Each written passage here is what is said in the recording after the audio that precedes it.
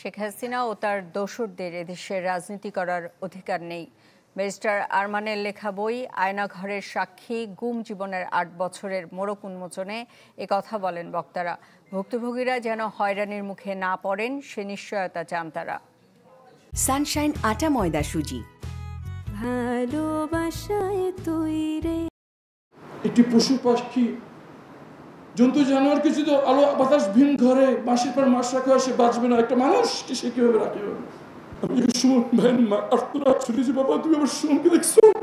একদিন দুদিন নয়, জীবনের ৮টি বছর যে মানুষ বাইরের দুনিয়া দেখেনি, গেছেন চরম শারীরিক মানসিক যন্ত্রণার মধ্য দিয়ে, তা কাটিয়ে ওঠা অসম্ভব ব্যারিস্টার আরমানের।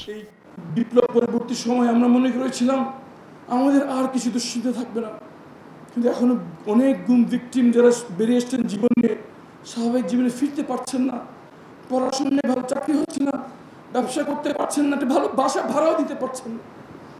দুঃসহ সেসব দিনের স্মৃতি লিপিবদ্ধ করেছেন আরমান। বইয়ের নাম দেওয়া হয়েছে আয়নাঘরের সাক্ষী গুম জীবনের ৮ বছর। বইয়ের মোড়ক উন্মোচন অনুষ্ঠানে ছিলেন গুমের শিকার ব্যক্তিদের পরিবারের সদস্যরাও, এছাড়াও ছিলেন ছাত্রনেতা, মানবাধিকার কর্মী ও সাংবাদিকরাও।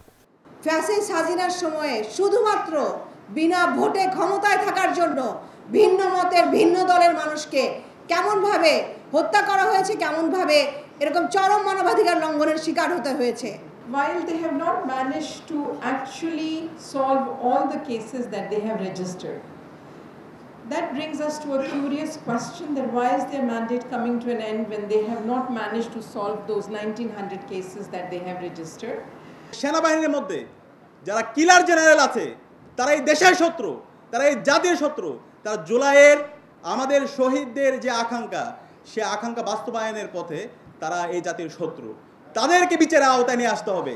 So I felt that if the American government knew that these 3 men were at least detained, it would be very difficult for the government to kill them. And in fact, that was the case.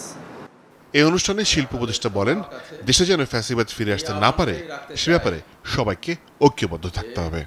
ফ্যাসিবাদ কিন্তু পরাজিত হলেও বারে বারে ফিরে আসার চেষ্টা করে। আমরা যেন তা একত্রিতভাবে ঐক্যবদ্ধভাবে, আমাদের মধ্যে বিভিন্ন মতের পার্থক্য থাকতে পারে, কিন্তু সবাই একত্রিত হয়ে যেন ফ্যাসিবাদের প্রতিহত করার কাজটা জারি রাখতে পারি। অনুষ্ঠানে সবাই আওয়ামী লীগ আমলে গুমের সাথে জড়িতদের দৃষ্টান্তমূলক বিচার দাবি করেন। মোর্শেদ হাসিব, চ্যানেল 24, ঢাকা। একটু ধরে রাখবেন, আমরা পিছনে আছি।